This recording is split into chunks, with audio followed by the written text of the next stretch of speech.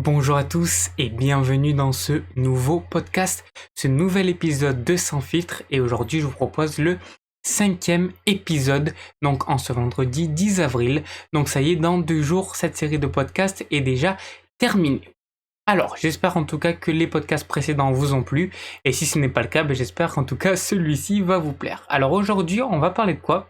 Aujourd'hui, je voulais vous parler de quelque chose assez important et surtout dans les premiers podcasts, je vous avais dit que je voulais parler beaucoup de bonheur. Et justement, je pense que cette dimension-là est vraiment importante dans le bonheur et c'est vraiment une dimension pour moi que je vais vous parler là, je vous la tease un petit peu.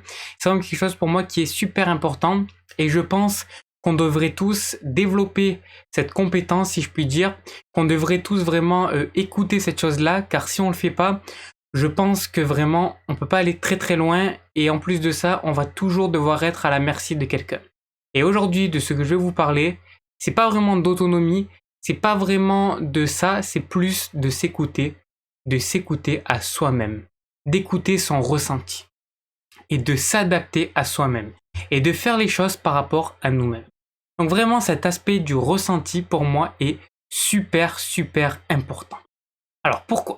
Parce que je pense que vraiment, l'adaptation à soi-même, de faire les choses par rapport à comment on le voit nous et pas par rapport à comment les gens le voient pour nous, alors c'est vraiment quelque chose qui est super important. Et ça fait vraiment une différence fondamentale. Mais avant tout ça, on va parler de ce que je vous ai dit juste avant. Donc c'est vraiment de parler d'adaptation à soi-même, de ressenti par rapport à notre expérience. Donc le ressenti, c'est quoi ? Le ressenti, tout simplement, quand vous allez faire quelque chose, après vous allez avoir justement une réponse à cette chose-là. Et ce qui arrive après, ça, c'est le ressenti. Par exemple, vous mangez un hamburger. L'hamburger, vous le trouvez qu'il est pas bon. Alors dans ce cas-là, vous avez le ressenti que le burger n'est pas bon. Vous faites du sport. Après votre séance de sport, vous vous sentez super bien. Votre ressenti, qui est cette séance de sport, vous a fait tout simplement vous sentir super bien. Voilà, ça c'est le ressenti. Et ça, on l'a toujours, tout le temps, tous les jours. Et avec le ressenti, il y a une deuxième chose que je voulais voir aussi. C'est tout simplement, on a le ressenti, mais on a également quelque chose que des fois on voit plus du côté spirituel, mais qui n'est pas tant que ça, je pense. C'est tout simplement de voir ce qu'on appelle notre 6e sens, notre instinct, tout simplement. Donc d'abord, on va voir le ressenti. Alors, le ressenti, comme je l'ai dit, c'est cette dimension-là, mais c'est une dimension qu'on donne très peu d'importance. Ça veut dire que moi, j'avais dit une phrase qui était « Le ressenti est la meilleure des sciences. Et la science la plus exacte. » Ben oui, parce que finalement, la science, c'est quoi ? La science, c'est tout simplement qu'on prend quelque chose, on le fait tester à plusieurs personnes, et grâce à ça, on va dire est-ce que ça marche ou est-ce que ça marche pas. Mais quand on étudie ça un peu plus profondément, alors attention, je jette pas du tout la pierre à la science, car moi-même j'adore la science et j'adore ça, ça me passionne vraiment énormément. Mais je pense que la science, c'est pas vraiment un aspect qu'on devrait prendre vraiment à 100%. C'est pas quelque chose qu'il faudrait que vraiment on se mette toute notre énergie dedans et on devrait pas voir que ça. Je pense que ça peut aller avec justement le ressenti.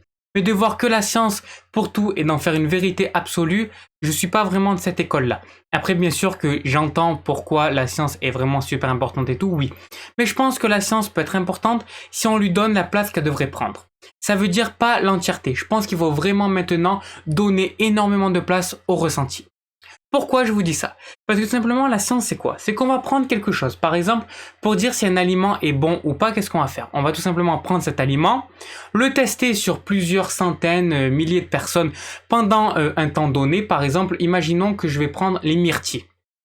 Je vais prendre les myrtilles, je vais prendre un groupe de 100 personnes et je vais dire tout simplement, je vais prendre ce groupe, je vais le diviser en deux, donc 50 personnes, 50 personnes qui vont prendre des myrtilles tous les jours et 50 personnes à qui je vais leur donner des myrtilles mais vides, ce qu'on appelle des placebos. Donc en gros, bon bien sûr pour l'exemple de la myrtille, ce serait bizarre de donner des myrtilles vides, mais en gros pour les médicaments c'est ça, c'est qu'on donne un médicament avec l'effet et puis un médicament qui n'a pas d'effet, on appelle ça du placebo. Voilà pour les myrtilles, on va dire qu'on donne des myrtilles qui n'ont pas d'effet.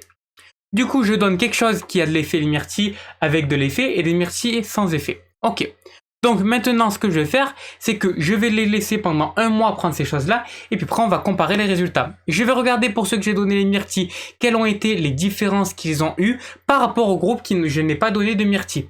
Et de là, on va voir les différences. Si au groupe où j'ai donné des myrtilles, il y a par exemple une montée d'antioxydants dans le sang, ce qui fait que par exemple ça permet de lutter contre le cancer, et que les autres justement eux ils ont pu développer le cancer normalement comme c'est normal pour des personnes qui ne prendraient pas de myrtilles.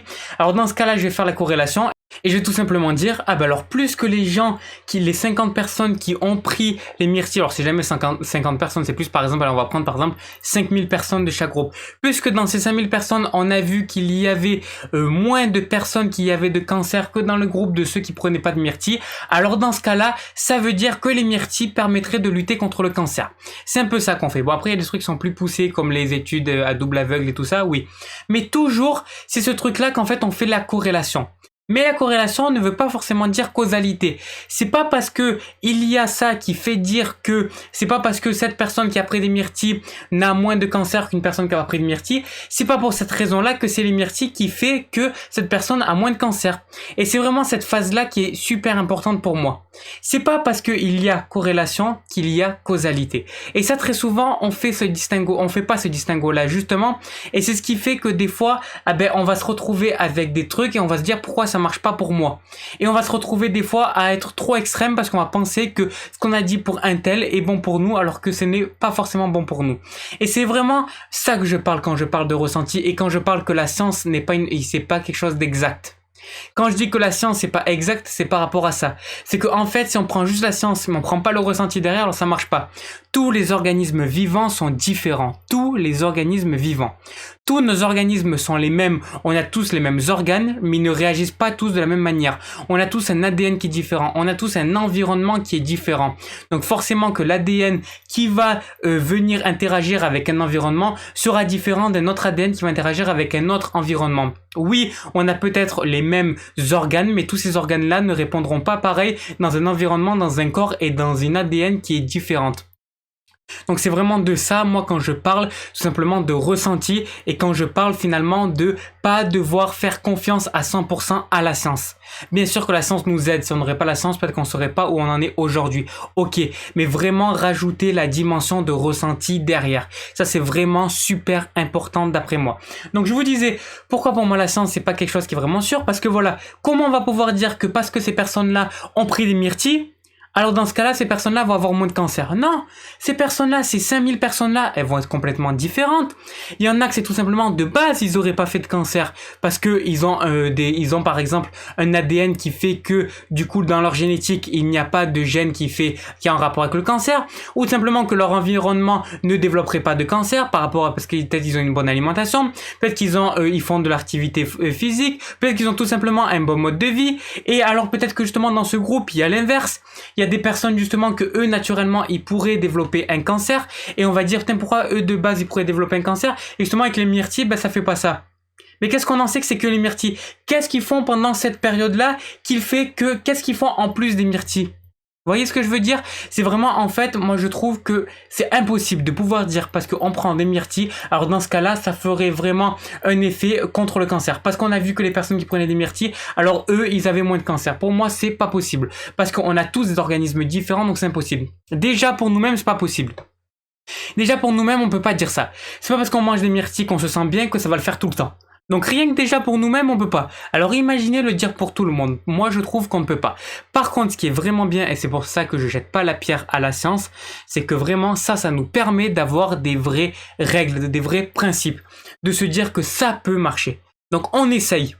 C'est vraiment, ça peut nous donner vraiment une direction. Voilà, c'est vraiment ça, le terme de direction. Ça nous donne une direction. C'est-à-dire les myrtilles, ça peut permettre d'aider contre le cancer. Donc quand on a le cancer, on peut rajouter les myrtilles dans notre alimentation et on voit ce qui se passe. Voilà, c'est vraiment ça moi que je vois. Bien sûr, je parle pas du tout pour les myrtilles, c'est juste un exemple. Il y a ça surtout, moi, c'est plus pour les médicaments que je jetterai la pierre, vous voyez. Mais j'ai pas donné l'exemple parce que je voulais donner un autre exemple. Mais les médicaments, comment on veut qu'une molécule chimique soit bonne pour tout le monde? C'est juste impossible. Bref, du coup, moi je pense qu'il y a vraiment la dimension de ressenti qui doit être là. Et quand je disais par rapport à nous-mêmes, déjà par rapport à nous-mêmes, on peut pas donner une règle fixe. On peut pas se dire parce que un jour les myrtilles ça a marché pour nous, que le lendemain ça a marché pour nous. Rien que pour nous, on peut pas. Oui, peut-être qu'aujourd'hui vous allez manger des myrtilles, vous allez vous régaler, vous allez vous sentir trop bien. Le lendemain, vous allez manger des myrtilles, ça va être dégueulasse pour vous. Pourquoi? Simplement car votre corps avait besoin des myrtilles un jour et pas l'autre. Ou tout simplement, peut-être que vous allez manger des myrtilles pendant un mois et ces myrtilles, vous allez vous régaler, ça va vous faire du bien, vous êtes encore plus en forme et le mois prochain, vous allez manger ça et finalement, ça va absolument rien changer pour vous. Pourquoi? Parce que notre corps est vivant et le vivant s'adapte tout le temps, change tout le temps. Vous n'allez pas avoir tout le temps le même environnement.